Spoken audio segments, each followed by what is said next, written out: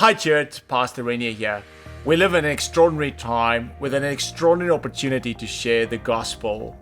And therefore, join me for my mini midweek message. It is time to shine. As I was preparing these mini midweek messages, I was asking myself what passages are the ones that I can share with you. And I allowed myself to go to a few of these passages that I linger to or drift towards when I'm in times of anxiety or stress. And I thought, what better time than now? I'm going to share with us a verse, and it's a well-known verse, Philippians 4, verse 4 to 6. And the verses start like this: rejoice in the Lord always. And I will say it, rejoice. Now, let me just pause there. I know for many of you and for myself in this time, the question arises, how can we rejoice when we are facing job losses, when we are facing isolation and all these things? We turn on the news and all we hear is all stuff about COVID and all these things. And here we have a passage that says, rejoice in the Lord always. As to make it more certain, it repeats. It says, I will say again, rejoice. And again, I need to pause there because it is so important for us in this very moment to look at the one who wrote this. When Paul wrote this, his heart was aching to get to Rome. He knew that God is sending him to Rome, and in his mind, he may have had the thought that he was going to preach and bring the gospel, the good news, to people in this great city of Rome. And yet later on we find him being there, but in chains. And so in this very moment he is writing to the Philippians, and he is in chains. And he sits there and he writes this and goes, rejoice in the Lord always. I will say again, rejoice. One of the great things is how Paul was able to rejoice regardless of his circumstances. And so this is where it really gets hard for us, because the very next verse is actually so important. He said there, let your gentleness be evident to all. The Lord is near.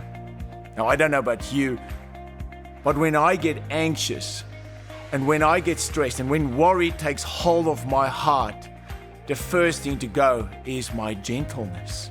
And here we have Paul reminding us that in all things, regardless, that we want to continue to rejoice. But that's not quite the point. He continues to say in this well-known verse, he says, do not be anxious about anything, but in everything by prayer and petition with thanksgiving present your request to God. Now here is the toughest question. And before I ask it, don't think that as pastor we are immune to anxiety. The question is, what do we do that when all we feel is panic, when we are looking for peace? Look at these words. It says there, do not be anxious about anything, but in everything by prayer and petition with thanksgiving present your request to God. And then he goes on and says, and the peace of God, which transcends all understanding, will guard your hearts and your minds in Christ Jesus. And what I want to say to us today is those very last verse that we've been reading. He said, what is the greatest remedy of not being anxious, or when we are anxious? The remedy is saying two things. It's take your prayer and take your petition to God. Take your request to Him. Take your prayers, take your petition, because that brings a supernatural peace.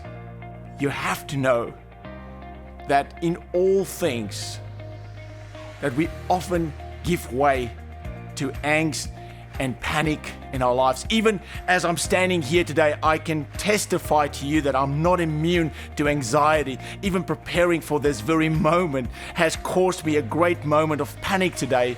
And the one thing that I've learned and knew of this passage, which I'm hoping to share with you right now, is that very verse, is to say, the peace of God which transcends all understanding. And listen to these words, and this is what I want to leave you with today. It says there, and the peace of Christ which transcends understanding will guard your hearts and your mind in Christ Jesus. How guarded are you in your mind and in your heart? When anxiety attacks, when panic attacks, when those things strike, the one thing that we have to be reminded, what Paul is reminding us in this very space, is to be on guard and pray and petition and bringing our request to God is how we go about in achieving that. Prayer and praise are the pathway to peace. How did this very passage help me? In that very moment, yes, I let my guard down. And for a moment, I allowed that panic to set in. But you know what is wonderful? What is amazing? Is that out of that, when I recognized that, I took this very prayer and petition to God in prayer. And the peace that came from that is what brought me to this point to echo what Paul is saying. Rejoice in all things, rejoice. I know that my kindness is more evident when I'm in a space of rejoicing. And so, my friends, as I leave you tonight, how guarded are we about keeping our minds and our hearts focused on the peace that transcends all understanding?